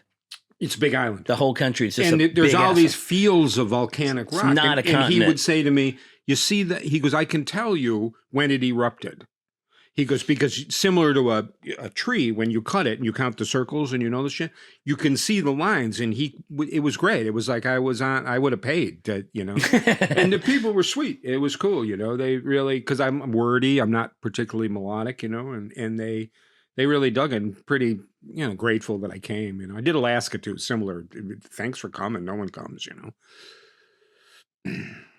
Have fun. We will. We're definitely looking forward to it, but I got pretty. They got shitty sneaks though. Look at the people. They don't have the footwear's not cool. Man, footwear. I won't judge you on your religion, but I will judge you on your footwear. I got to be honest with you. I like that because I judge people's footwear on a daily basis. Oh, I know you do. I was glad I wore my Vans. I am on a instead of my Lacailles. I would have been like, oh my god, the Crocs and the Uggs. The Crocs are the worst. And I'll break up with somebody if they're wearing and the Crocs. things that people are. They've been forbidden at my shop. I'm like, you can't come in here with that. You got to care more. I'm not big on the Nike sandals, frankly. No. With this white sock. Footwear is. I just wish. I don't know. I just can't even. I can't even. Is there an Oliver understand. Peck sneak? There was, right? When there's some red Vans that were like the Oliver Peck. I've had a few shoes with Vans. And I've been a Vans wearer since a young teenager from skateboarding in the 80s. Mm. And I just can't grow out of that. I don't know. Well, that's your deal. Yeah. They're cool. Yeah. And cool matters. Yeah. Yeah. I'm in this battle with all kinds of things right now about tattooing and stuff that's not cool. People are using a lot of equipment that's not cool. And people are like, I don't care about being cool. I'm like, bullshit. There's no reason to do tattoos unless you don't care about being cool. Yeah. Style. Bukowski would call it style. Yeah. You got to me, it just shows a lack of care. And it just drives me crazy. I'm with you. Crocs. You know what this is going to eliminate half the people, but acoustic guitars with cutaways, can't do it. To me, that's the Crocs of acoustic guitar. Oh yeah. To me it is. Yeah. Well, I'll put them on the list. They're out. So to start the day off, we had Hamell come in here and play a couple songs. And at the end of the episode, you're going to be able to view those. One of the songs you played was a brand new song. Yes. Correct? What was the name of the song? Bringing It.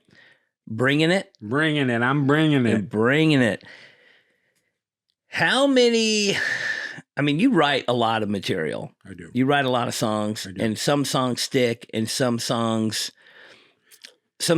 become shows that you play for a decade. Bingo. And some songs you play for that one tour, and then they just kind of drift away. Well, when the marriage broke up, to keep myself sober, and this was when YouTube was a frontier, man. There were no regulations, no advertising. My son was in it. So I wrote a song every day and recorded it on YouTube for 400 days straight. Why 400?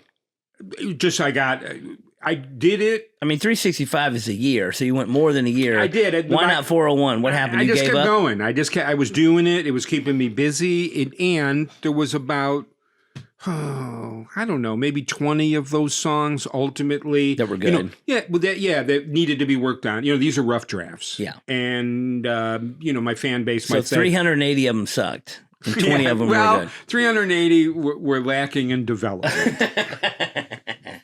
And then, like, Happiest Man in the World, I don't know if you know. That's a great one. Thank you. Well, that was the impetus with that was, and that was kind of me, like, it was a difficult time, Oliver. And so you were projecting what you wanted to be. Bingo.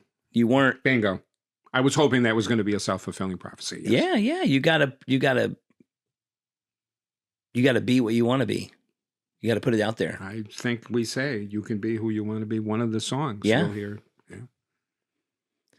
So 400 songs, 380 of them roughly were terrible, and you never heard from again. I don't know if they're terrible. I mean, we never heard them again. I don't look 71.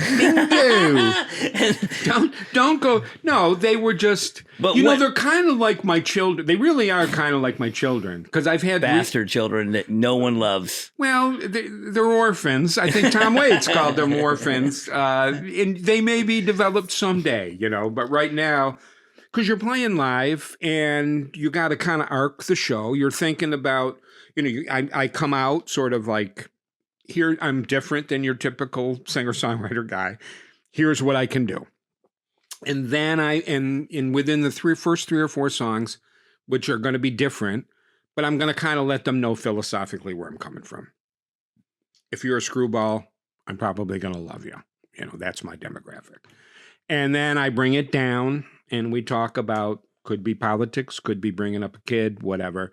And then I bring it back up. It's always a thing. And if those songs that I wrote, those 380 songs that you're bound and determined to say were the worst songs that were ever written by any human being on the fucking earth, if they do not fit into what I need for the live show, I don't have time. But if I sense that, this would be nice modularly right here, I should develop this. And then I play it, and then I can sort of... Because there's not enough time to seriously develop all 400 songs. Bingo. Yeah. And that was never the goal. The goal wasn't anything. The goal was just to keep myself occupied. And be creative. So I didn't start drinking because my marriage had broke up, because that would have been ugly. Yeah. So when you write a song...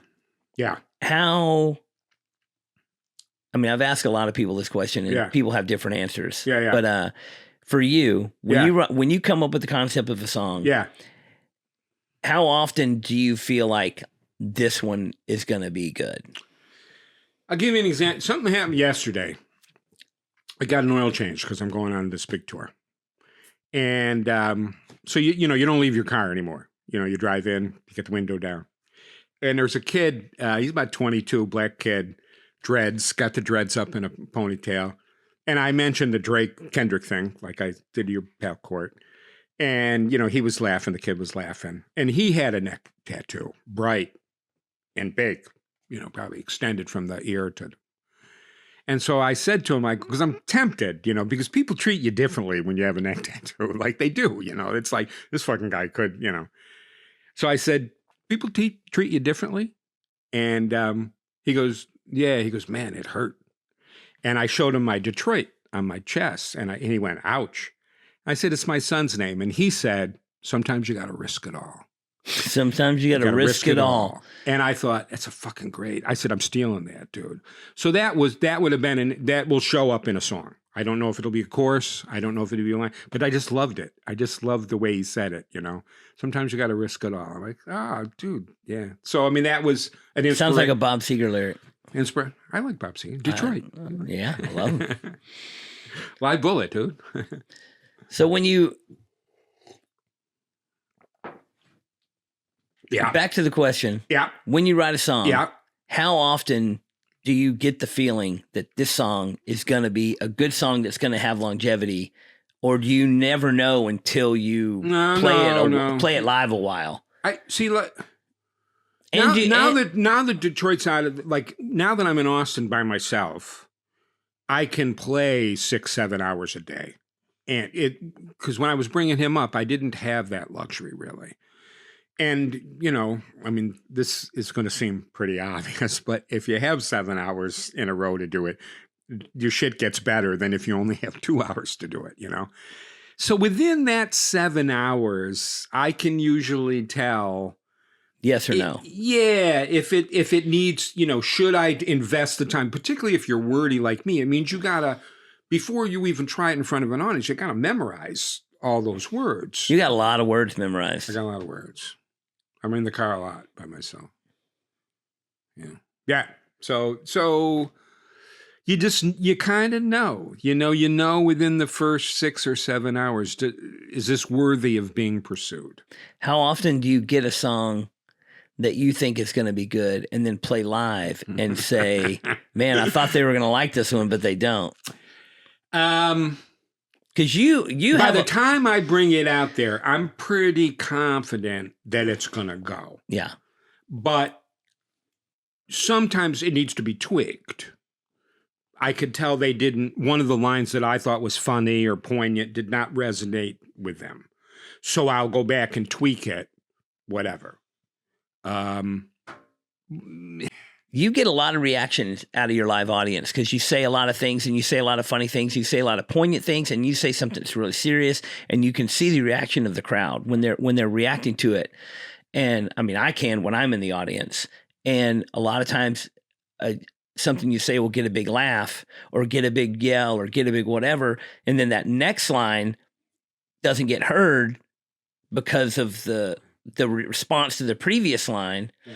And then people are like, I don't know what he said in that next line or whatever, and I've had that exact same. Come back the next time. Exactly. You want to hear it again. You'll laugh, you're like, you'll cry, you'll kiss $20 goodbye. But I mean, that's what I see with your kind of lyrical maneuvers that you pull off. It's like you're rattling off and you're rattling around. And if you react to, and a laugh happens, you kind of miss that next line or whatever. So I noticed you tweak a song with purposeful pause. Bingo. And you do that. Especially when you play with, I mean, if you're opening up for a bigger act and there's 1,000 people in there, I don't draw, anything like that. But you could feel, it's slower. When you're playing those bigger places, for me, it's got to be, you just got to slow up. You have to, Well, it's not, when you're an opener for a huge crowd, half the people don't care that you're there. Mostly, not just more you. than that. That's not just you, but that's like every opener. Me too. Yeah. When I would go see an act, I was like, "Who's the opener?" I couldn't care less. Seriously, Yeah. There's a few people paying attention in the front, and then most of the crowd is just waiting for whoever to come out. Not to be a dick, but I can usually grab them. Yeah, I can usually. I'm definitely singing to the because you go, "Hey!" Yes. Like you. Yeah. Shut up when I'm talking. Yeah. I got stuff I want to say. And it, I mean, now. But you're funny. I try to be. Yeah, you're not an asshole about it. No. And no, I appreciate but I do, I mean, because, we're not going to, I don't want to even talk about politics with you, but I'm unquestionably, I lean left. I'm progressive, I guess, whatnot. And there's a lot of places, particularly during the Bush years and now sometimes, where I play like Carolina or Atlanta. And there's a lot of things that people can't say around their family, or they can't say, they're disenfranchised. I draw a lot of trans kids, and they're really, you're saying shit that I can't say at work where I am. Thank you for coming and making me laugh about how fucking, scary it is these days sometimes, for the disenfranchised, So, yeah, I mean, I think I'm not changing any lives, but I think I'm a gas station attendant kind of, to get from point A to point B. I'll fill your tank, give you a little courage to go out and whatever, but there's things, things have changed. I mean, I talk about it with my one-man show where you're bringing a kid on the road. Typically you leave your house, you go, wallet, keys, phone. you know. But then when you go out by yourself, it's like, well, I got my guitar. Do I got strings? Do I got my phone chargers? Do I got all that shit? Then you bring a kid exponentially. Did stuffed animal is with you? Seriously, Breck, we've lost Charlie twice, dude. You know, we still have Charlie. The day Detroit throws out Charlie, his stuffed animals. No one should hear this. My son will be humiliated. But you think of all these things, and now pepper spray. I got pepper spray, and I never had to do that before. And I don't edit anything on stage, but I walk quietly off stage. I don't advertise my political beliefs outside of the stage. Does that make sense? Did that make sense? And the way you do it on stage is not confrontational either. Well, it's the way you do it. Good. I'm glad. Good. The way you do it, you're not. I'm trying to embrace. You are embracing all sides, and you're being a welcoming person, and you're not shunning. You know what? I'll get for all the shit you said about me being old. You can have all the money now. That's the nicest thing you've ever said. Thank you. Good. I'm glad you interpret it that way. Thanks. Yeah. I mean, it's a solid. You have solid points of view. I do. But also, it ain't for Oliver by design. It ain't for everybody. Oh yeah. But neither was Led Zeppelin. So Who doesn't like Led Zeppelin? No, there was many. No, I don't believe it. I'm one of those people. I love Led Zeppelin. I saw them twice. I didn't. My dad saw them. I'm probably as old as you. My dad was born. My dad was born in 48. Yeah. What year were you born? 54. Oh yeah. So you're. No one talks about my age more than you. Holy shit. I don't know if... What does Richard Pryor say? They treated me like an old fool. You don't get to be old being no fool. That's right. That's right. Mudbone. That's his Mudbone. We're going to take a quick pee break. Okay. You need a pee? I'm okay. What in the Duck podcast is proud to be sponsored by Legacy Ink, the finest in tattoo pigments. I have been using this ink exclusively for over 20 years myself. It has been recently rebranded and marketed, but it has been the same recipe for decades. Real, hand-mixed tattoo pigments that heal great and last. People always comment on the yellow that I use and the yellow tattooed on me. My favorite, the Mayan yellow. I have seen countless 20-plus-year-old tattoos with the colors still vivid. Don't fuck around with all these newfangled companies with their watered-down baloney. Get the tried, true, and tested good shit. You can find them on Instagram at Legacy Pigments or email Ashley today to place an order at legacyartsupplies@gmail.com. Tell them Oliver sent you and receive a special discount. Don't just do tattoos. Be a part of a legacy.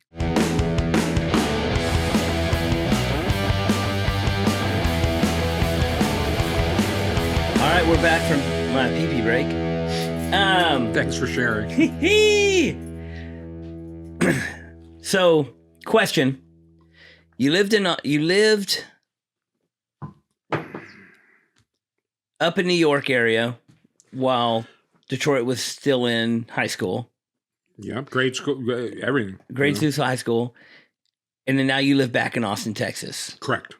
What was the decision to move back to Texas? Was it because he was out of school and going to college, or just because you wanted to get out of New York, or a friend of mine, Mike Henry, who used to own a place called the Electric Lounge in Austin, was the club that I got signed in at South by Southwest.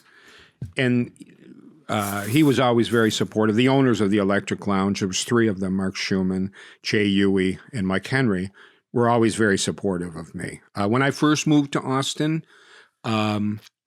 Wait, first time? 93. Okay, yeah.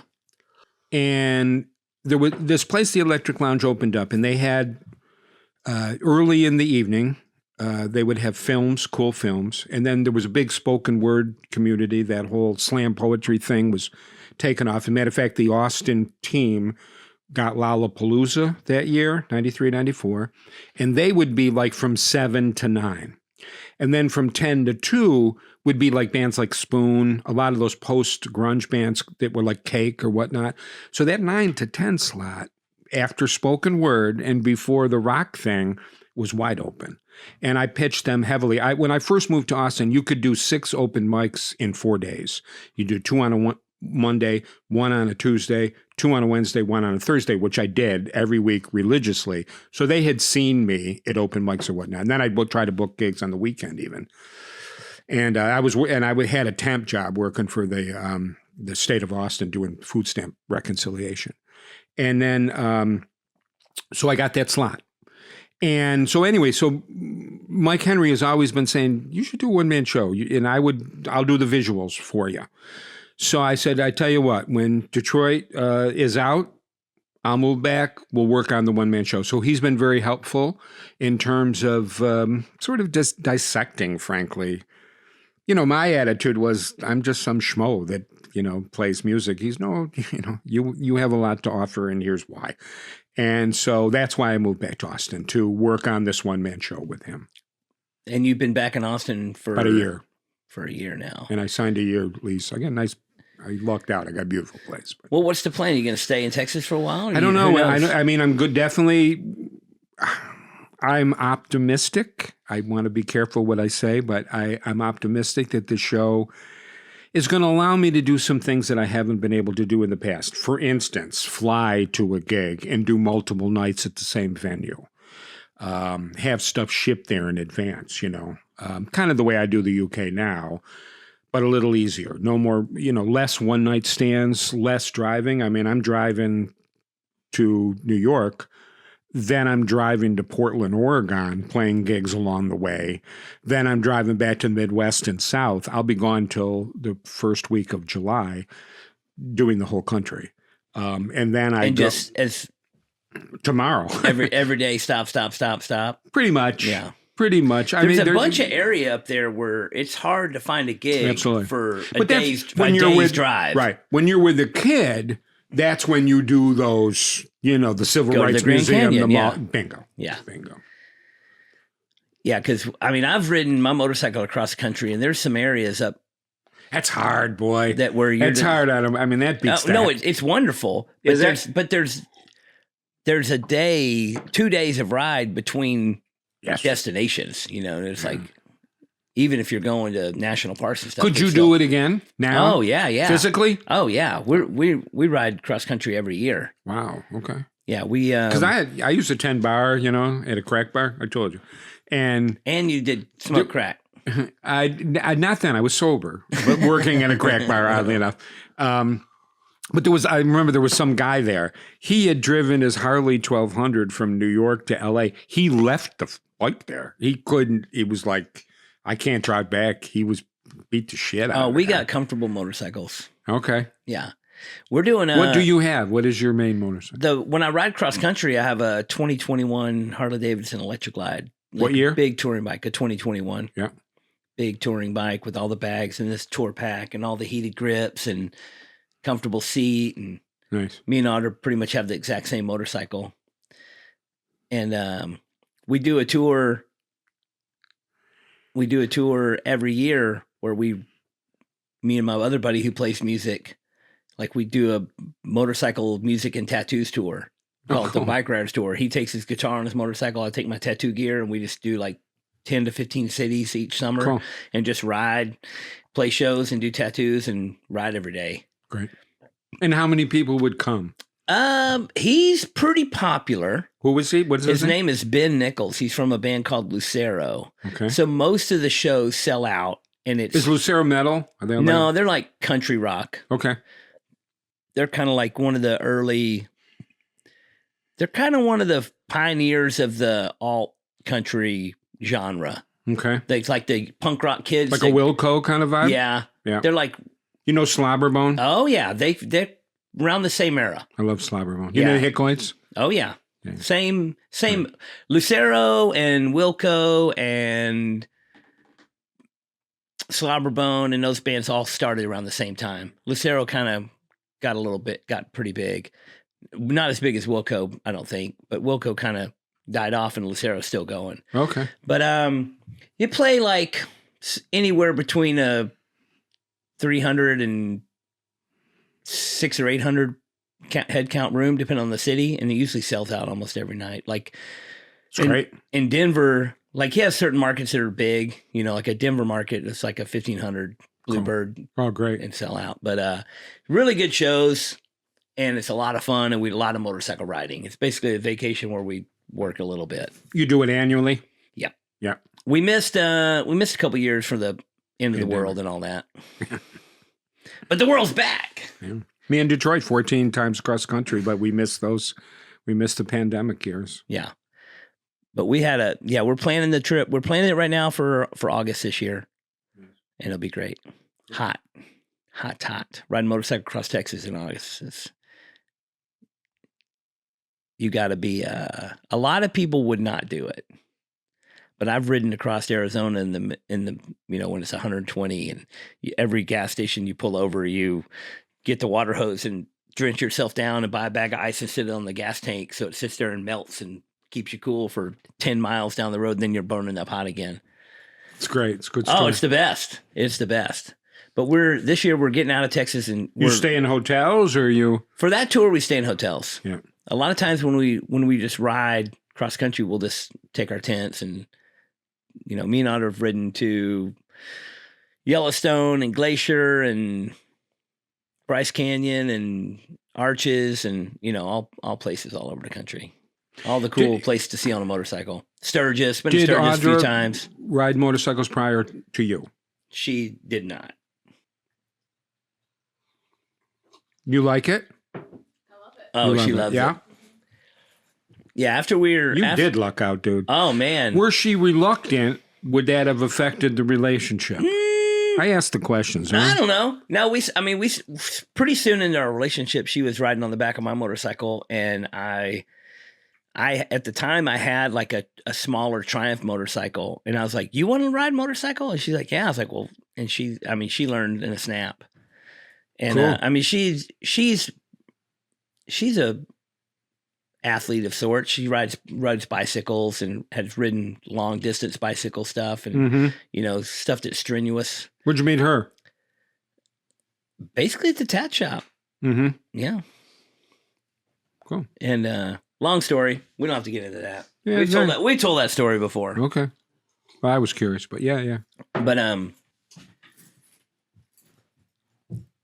riding a motorcycle. So Court, that works on the podcast here. Good man. He's great, man. The way we met him is we did a tour one year with Ben Nichols, and we were videographing the whole tour, and he came along and rode in the sidecar of a motorcycle and videoed the whole tour. And that's how we met. And when the tour was over, he just kept working for us. And now he works at the shop, and he's doing all the audio production and video editing on this podcast. Court. Good. The man has a good attitude. We call him Junior. He's great. He's a hard worker. Do you have a manager now? I have a agent. I have a main manager at the tattoo shop that runs all the day-to-day business. Has anybody tried to get you back? As far as talent managing, I do not have a manager. And don't want one? I don't think I need one. Okay.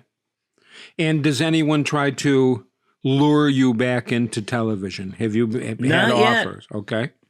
Would you take it? I mean, if the money's right. Okay. You would go, because I know you weren't necessarily loving it. I'm not looking for that. Yeah. That is not my, I am not seeking. Detroit and I visited in New York. We were sort of taken aback that you were like living with a mattress on the floor at the television studio. It was a wonderful day.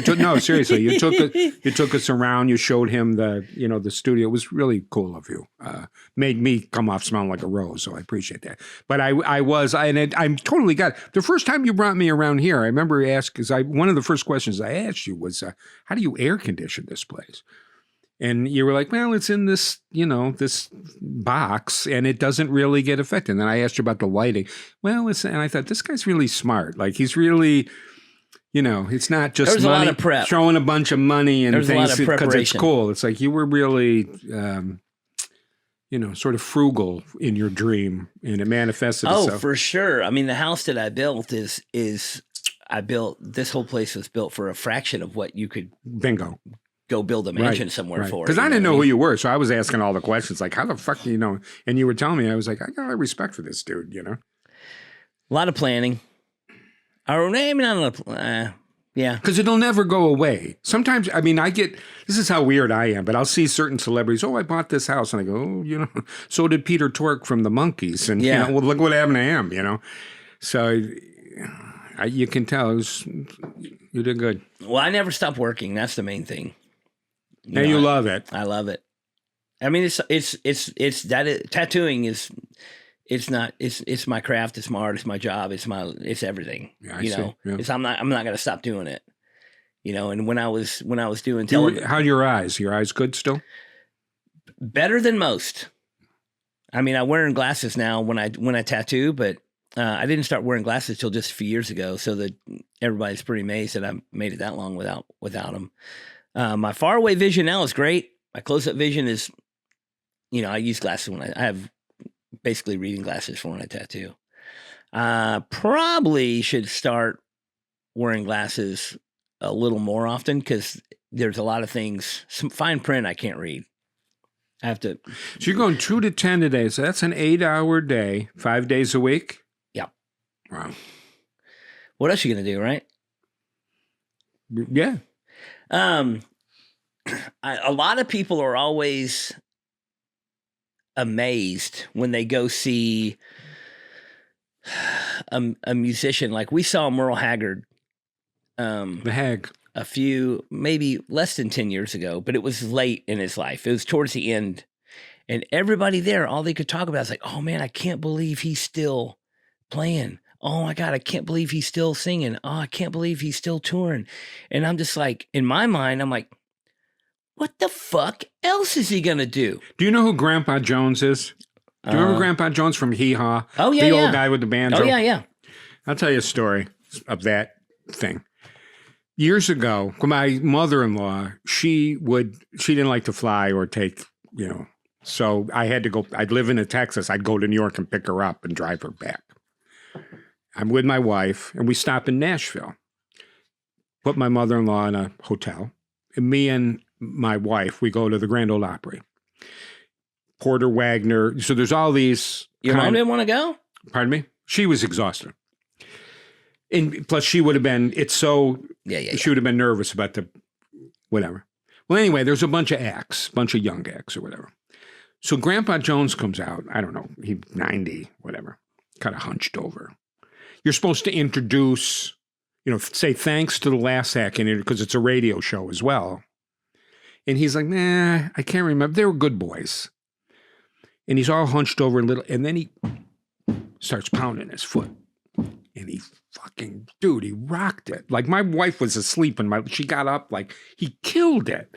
Did 2 songs, and then I saw Iggy do the same thing. I did Reading Leeds, Some friends of mine said, hey, you got the laminate from the little stage. You can go to the big stage, backstage, and see the shit, So it was like Run DMC, the Donnas, Iggy, PJ Harvey, Green Day, and Coldplay. That was the whole day.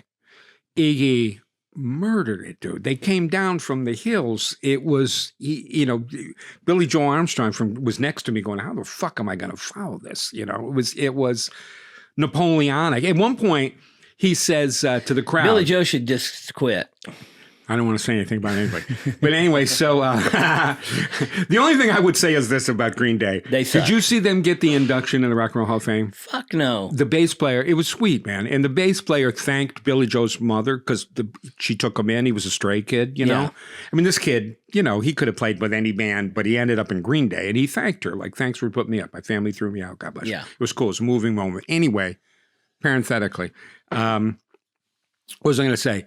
Yeah, the Iggy thing was inspiring anyway. But he took the day, and he's an older gentleman as well.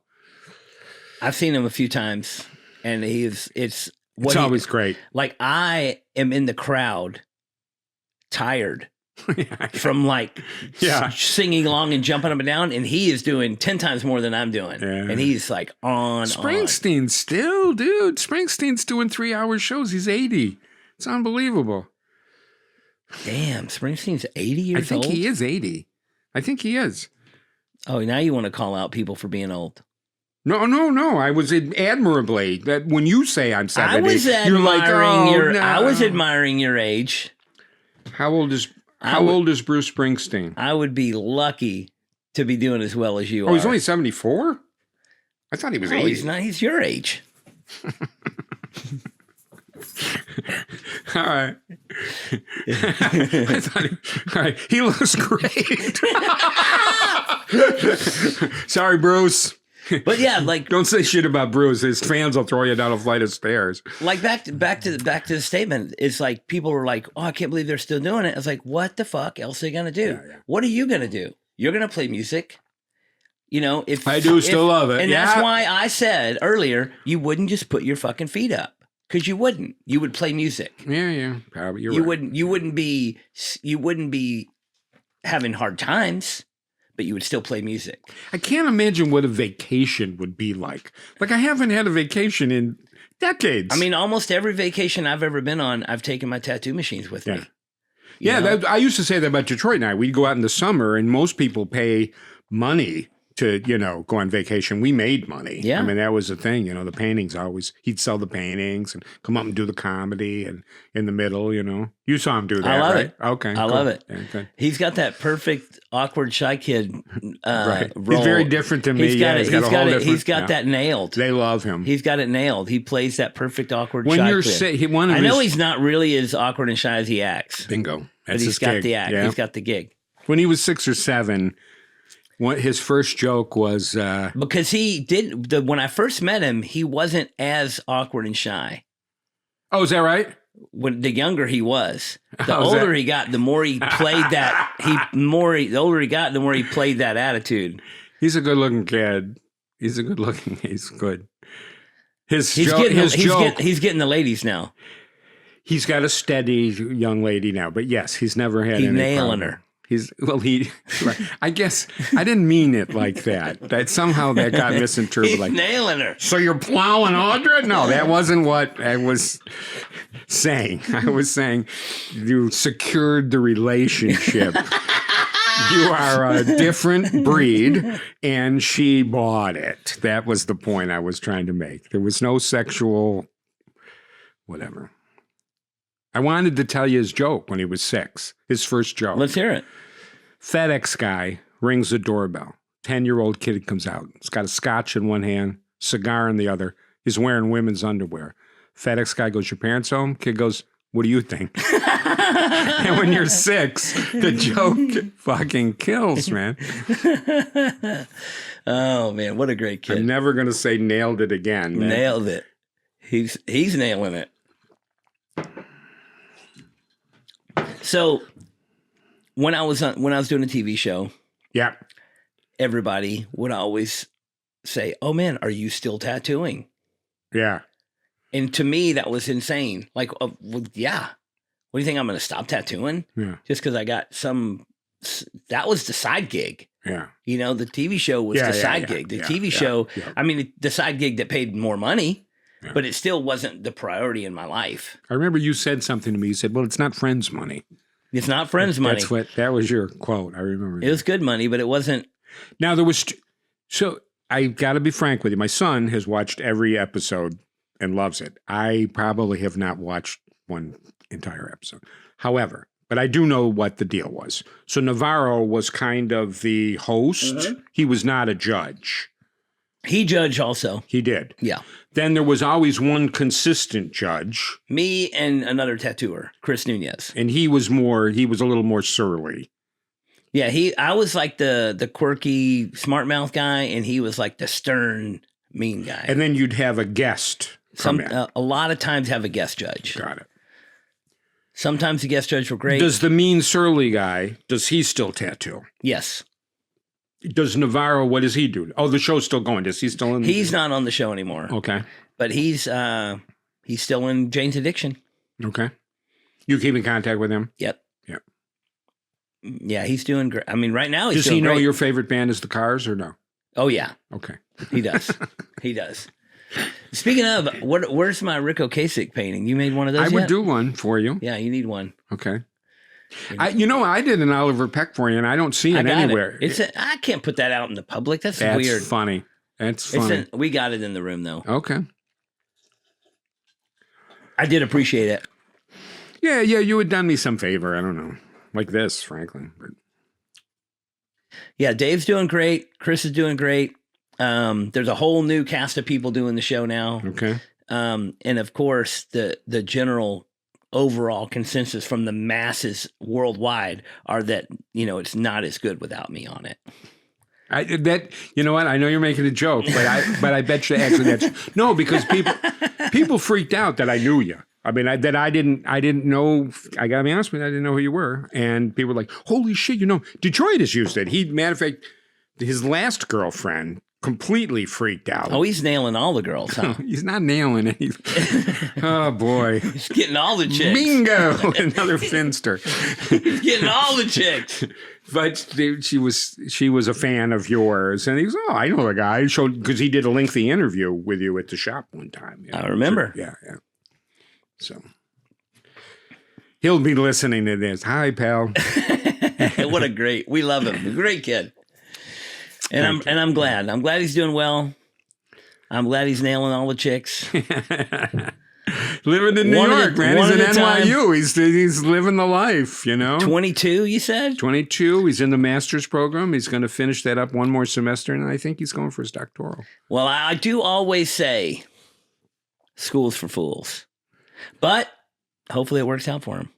Yeah, I don't agree with that at all. I have to be honest with you. No, you don't have to agree. I'm big on education. I'm very sad where, they asked Ice-T one time, what would you do if you were the president of the United States?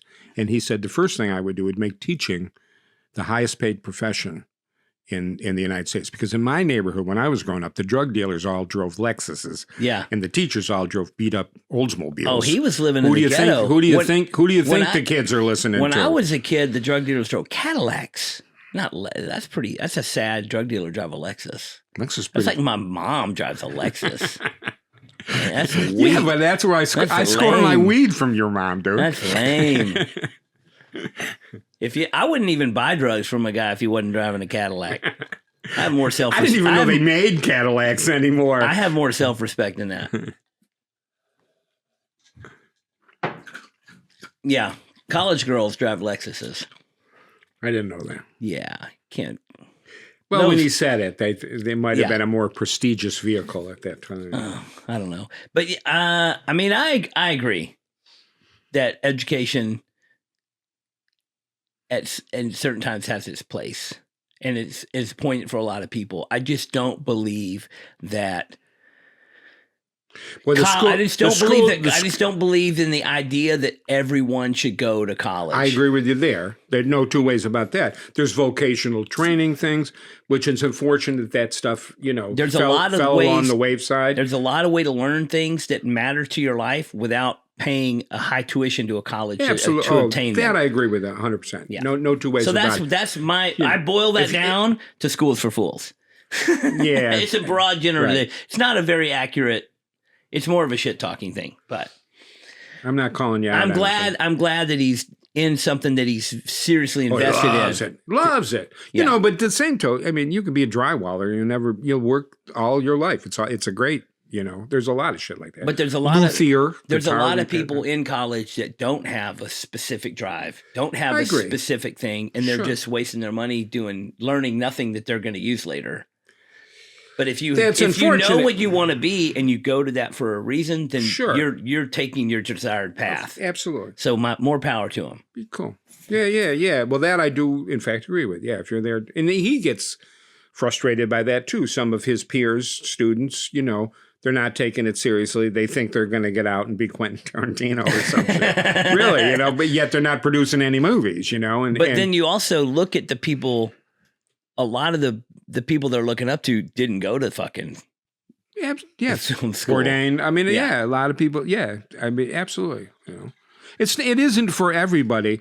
I'm thinking more K through 12. You know? Yeah. Very. You know, when my father was a kid growing up, Latin was mandatory because it's the basic of the Romantic language. Got rid of that. I can't. It's a dead language. Can you imagine people learning Latin now? It's a dead. Remember the movie Rushmore? Yeah. I think I might have done some paintings. Yeah, for you. you did. It's a dead language. I have a whole series of Rushmore paintings that you did. Yes. They're in the movie room. I've been in the movie room. Yeah. Audra showed me in Detroit. So, what is your, going back to the future and your plans with the one-man show, you're going to try to tour this thing? Well, yeah. So when I do the Hyde Park Theater in Austin in September, it's gorgeous little room, holds about 75 people, black box theater, and we'll film the heck out of it there. And then there's these black box theaters around the country. I mean, already it's 3 nights in a row. It's great, So that is the goal. That is the plan. I mean, I do a lot of stuff. I do large paintings, larger, canvases, bigger than this. And I kind of got a 3-tiered empire plan. So the one-man show is part of it. The painting is another part of it. And recording. I got it. Matter of fact, when I go, I'll do the one-man show Saturday. Monday, I'm in the studio with a guy named Matt Laboza, who's a little genius, frankly. He's my court, if you will. And dumping an album that he'll mix. I'll just give him a bunch of money and then he'll be mixing my album.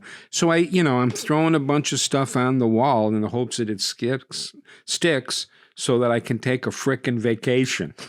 That's what I want. Just a month and I'll be back. Anxious, twiddling my thumbs, nervous, You take your guitar on this vacation. Yes. See? Yes. See? There you go. I know. Yes. Where would you go without a guitar? I wouldn't go anywhere with that. See? That's what I'm saying. I'd go nuts. That's what I'm saying. I have to play every day. I mean, even if I'm just in my house, I get weird if I don't play. That's what I'm saying. What the fuck else are you gonna do? Yeah. I love it. Yeah. But it's just so much. I mean, I don't know. It seems like you've been able to buffer.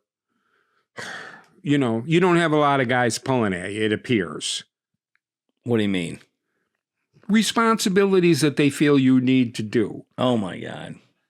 Like the 2 main culprits are in this room. They're pulling at me every day. Well, define that. There's stuff that needs to be done. Right.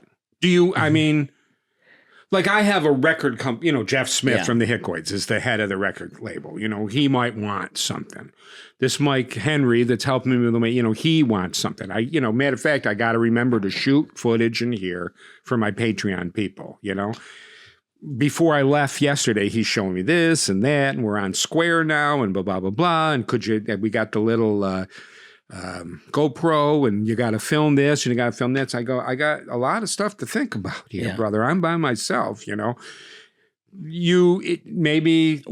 handle it with great grace then, obviously. The outward appearance of ease and grace. Does he throw shit fits sometimes? Is there anxiety? Is there temper? Does he feel overwhelmed? Because sometimes I feel overwhelmed. That's the point I'm trying to make. This overwhelms me. All the stuff in here. There's no anxiety. It's more just occasional temper, but not at anybody, just in general. Right. Like I don't want to do that. We have events, and I have to make artwork for the flyers. Sure. I have to make communication with the people that are going. Audra's doing stuff with sponsorship. See, I wouldn't admit we're doing all these. I have to do the same. We've got things going. Sure. And when I do artwork has to be done for T-shirts. There's always something that has to get done. There's never a day that there's like, guess what today is? Today we got nothing. That never happens. I would like that. Now I would like that a few days. But the day that because I do a Facebook post, that's an hour. Well, the day that we do nothing is the day that we just push more shit off for another day. You know what I mean? So if there's a day you don't do anything, it's a day that you're going to have to do more shit the next day or whatever. But I'm busy. always busy. And I like Busy's good. I like being busy. I like being busy and so too. I always say like it's a self-inflicted problem. You know what I mean? I create more for myself to do, you know, always. Yeah. Like we're There's always a shark creating, thing. You got to always- keep moving and you feel like that I get. Yeah. I think sometimes I feel there's a lot of stuff. There's just a lot of stuff to do, especially if you're kind of living on the edge, Yeah. you know. The end of the month comes fucking quick. And then we know? started the podcast, so now we got to do a podcast. Right. But I'm enjoying it. From what I understand, you're dealing with geriatrics. There's one dude like 70 years old that you're. I mean, I'm funny, Audra. definitely, I'm nothing if not fucking funny. definitely the oldest guest of the of the podcast today, and I can't even imagine of anybody that I could drag in here that would be older. I don't know any. God. I don't know who Good else. fucking God, man. I don't. You know, And then we wheeled in Jimmy Carter's cadaver. And we put a mic up and he was quiet, you know, but at least he wasn't as old as Hamell. Hey, you're doing great. Thanks. Oh man, well I'm looking forward to what you have going on in the future. I'm looking forward to seeing Maybe we do it here. seeing more Maybe pain. we do the one-man show right on. Well, not here. This is a Mexican restaurant. But back at your place, you have that stage. We should have the one-man show here at some point. I love it. All right. I love it. I love it. We I'm looking forward to seeing more paintings. We got about 100 out in the car. 100. Oh, easily 100. I got 3 suitcases. It's like, yeah. Awesome. Well, thank you so much. What Thank time you is it? very much. How are we doing? I really do appreciate your think we're doing- support. Hey, thank you so much for coming. I really appreciate it. And thanks for playing the songs. It's really cool. Yeah, thanks for the support, man. And we will The best of luck, too, with Thank you. Nail and Audra. Yeah. And your podcast. And you work today. You're leaving today. You're going to tattoo from 2 to 10 today. Yeah, I got tats. Tats to do. Cool. The best. Someday I'm going to get a typewriter. I'll have you do a typewriter. I haven't determined what's going to be written on the page. Because I knew with Detroit, Yeah. that I'm never going to regret that. You don't care. I remember saying to you one time about the TV show, because I did watch certain segments of it, and sometimes somebody would get a tattoo, and then there's people going, "Oh my God, that fucking blows." I'm thinking, well, it's on her body now, for God's sake. Like, this is not cool. And you were like, and you said to me something different. Nah, I'm not particularly concerned about what's on my body. I mean, I have some tattoos, yes, some tattoos, no. Yeah. Which caught me off guard. Me, on the other hand, I have 2. Yeah. Well, that's what I say. The cord is mightier than the sword. Yeah. Which I see when I'm playing. So it always gives me, and of course my son, and I would never regret this. So I'm going to get a tattoo, but you don't want to get a tattoo of, like Joe. I idolize Joe Schmo, and then you hear he's I got my Louis C.K. tattoo. Oh, how do I get rid of it and turn it into Richard Pryor? That'd be easy. The other way around would be harder. It would be. Skin lightening. Yeah, so I haven't determined, but at some point I'll get a typewriter, and maybe you could hook me up. All work and no play. That's what I think about when I see a typewriter. Really? Remember in The Shining when he's typing? Oh, yeah. I have my mother's typewriter from when she was in college. I'm for some reason I love typewriters. They quit making them. Yeah. It's romantic, the image of Hunter Thompson. They don't make them anymore. Yeah. Why would they?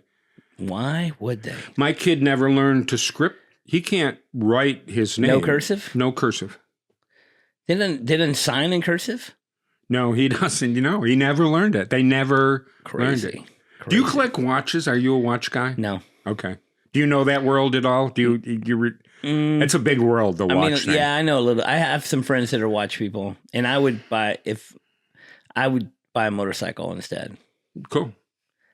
I have my grandfather's watch. How many motorcycles do you own? A couple dozen. Okay. That are all working that you could... Some of them need work. How many are on the road?